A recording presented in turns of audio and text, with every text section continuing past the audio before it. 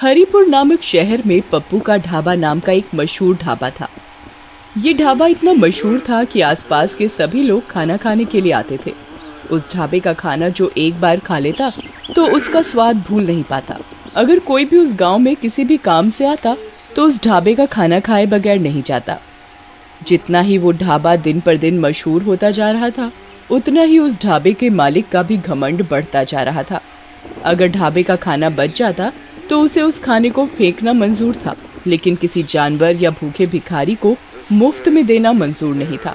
एक दिन की बात है, एक भिखारी उस ढाबे के पास से जा रहा था। वो काफी भूखा था। उसने बहुत दिनों से कुछ नहीं खाया था, तो वो ढाबे के मालिक के पास गया। मालिक, कुछ खाने को दे दो, बहुत भूख लगी है, बहुत भूख लगी है बाबूजी, कुछ खाने को दे दो। अरे जा जा, आगे जा, कुछ नहीं मिलेगा। कुछ दे दो खाने को, बहुत दिनों से कुछ खाया नहीं है, बहुत भूख लगी है बाबूजी। सुबह सुबह पता नहीं कहां कहां से आ जाते हैं मुंह उठा के, सारा दिन खराब कर दिया। रामू, ओ रामू, इसे बाहर तो निकाल। रामू भिखारी को ढाबे से धक्के मार मार कर निकाल देता है, पर मालिक को भिखारी के ऊपर जरा भी दया नहीं आती और भिखारी भूख के मारे बेहोश हो जाता है। मालिक, ये तो बेहोश हो गया है, तो मैं क्या करूं? इसे तू दुकान के सामने से हटा, ग्राहक के आने का टाइम हो रहा है। जी मालिक। मालिक, मालिक, लगता है ये मर गया। अरे ये क्या बोल रहा है? मालिक, मैं सही बोल रहा हूँ। तुम एक काम करो, इसे जो ढाबे के पीछे कुआं है उसमें फेंक दो और किसी को कुछ पता भी नहीं चलेगा। जी मालिक। रामू, किसी को कुछ पता तो नहीं चला? किसी ने देखा तो नहीं? नहीं मालिक। आज का तो दिन ही खराब गया। और कोई ज्यादा ग्राहक ही नहीं आए। कल सभी टाइम पर आ जाना, नहीं तो तुम्हारे पैसे काट लूंगा। जी मालिक।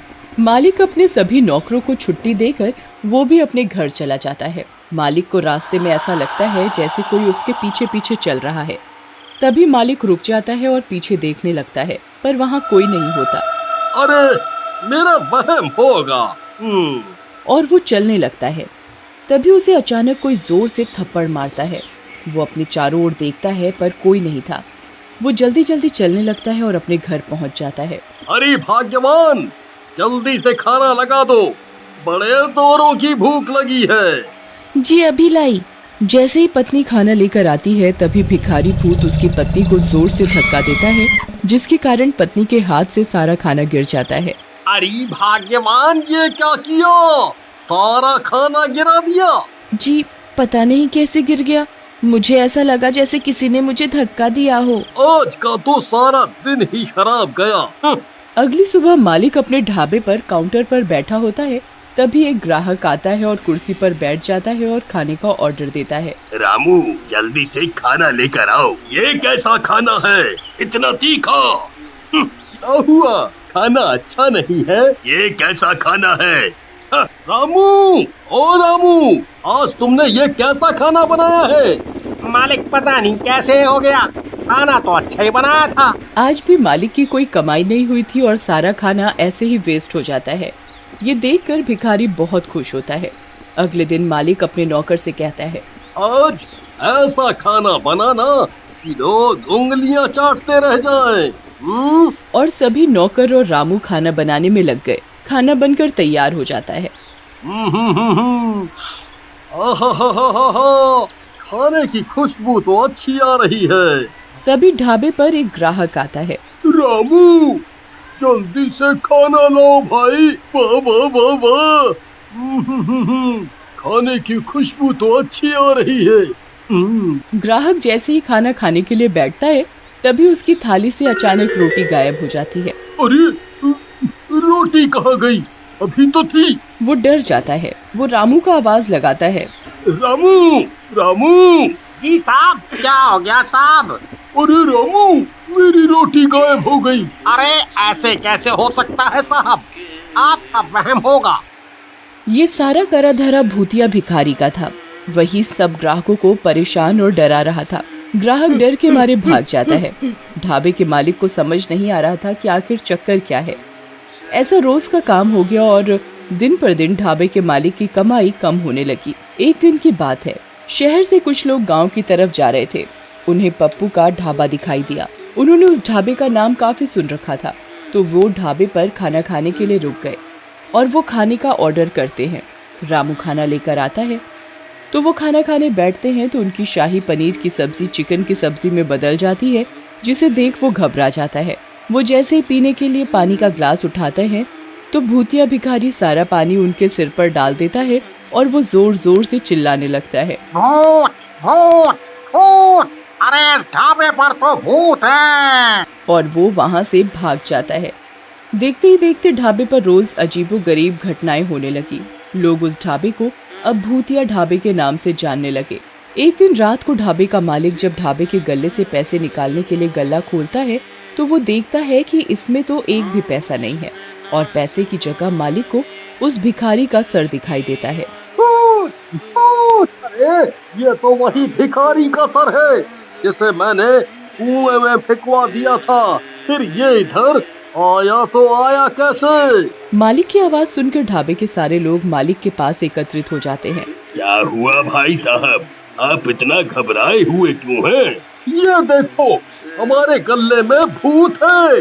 यहाँ उस भिखारी की खोपड़ी रखी है और उधर से पैसे गायब हैं। ये सुन सारे लोग बहुत घबरा जाते हैं।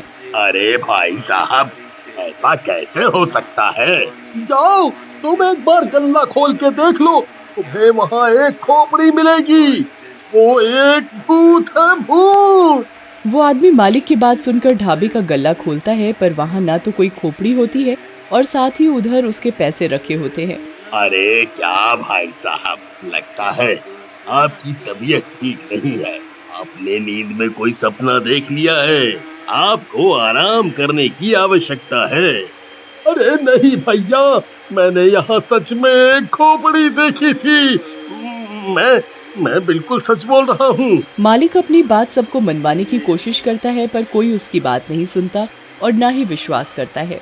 तभी रामू मालिक के पास आता है।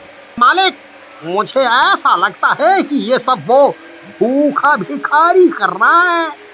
इसे आपने कुएं में फेंकवाया था, वही उसके भूखे होने की वजह से उसकी मौत हो गई थी और इसी वजह से उसकी आत्मा हमारे ढाबे में भटक रही है और आपको दिन रात परेशान कर रही है। रामू, मुझे भी यही लग रहा है। तुम सही बोल रहे हो, पर अब इस बात का क्या इलाज है? तुम मुझे ये बताओ। अगर ऐसा ही चलता रहा तो मैं एक दिन पागल हो जाऊंगा और मेरा ढाबा भी बंद हो जाएगा। आप चिंता ना करिए मालिक, मैं एक बाबा को जानता हूँ। मैं आपको उनके पास लेकर चलूंगा। उनके पास हमारी परेशानी का कोई ना कोई हल जरूर होगा। ऐसा मेरा उनके ऊपर विश्वास है। मैंने उनका काफी नाम भी सुना है। वो सबकी परेशानी दूर कर देते हैं अपनी पूजा पाठ से। रामू और उसका मालिक अगले ही दिन बाबा के पास जाते हैं। वो बाबा को उधर जाकर सारी बात सच सच बताते हैं। ये तुमने क्या किया? तुमने एक भूखे भिखारी की जान ले ली। उसकी आत्मा भूख की वजह से ही तुम्हारे ढाबे में भटक रही है और तुम्हें परेशान कर रही है। बाबा जी, हमारी मदद करो, हमसे गलती हो गई। हम कभी नहीं करेंगे आगे से ऐसा। हमें माफ कर दो बाबा। बाबा अपनी शक्ति से उस भिखारी की आत्मा को बुलाता है। मुझे किसी ने परेशान किया तो मैं सबको मार डालूंगा। मुझे माफ कर दो, मुझसे गलती हो गई। मैं आगे से कभी किसी भी भिखारी को भूखा नहीं जाने दूंगा।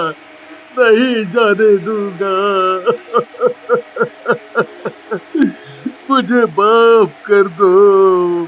बाबा अपने लोटे से गंगा जल छिड़क कर उस भिखारी को मुक्त कर देते हैं और मालिक से हमेशा गरीबों को खाना खिलाने को बोलते हैं।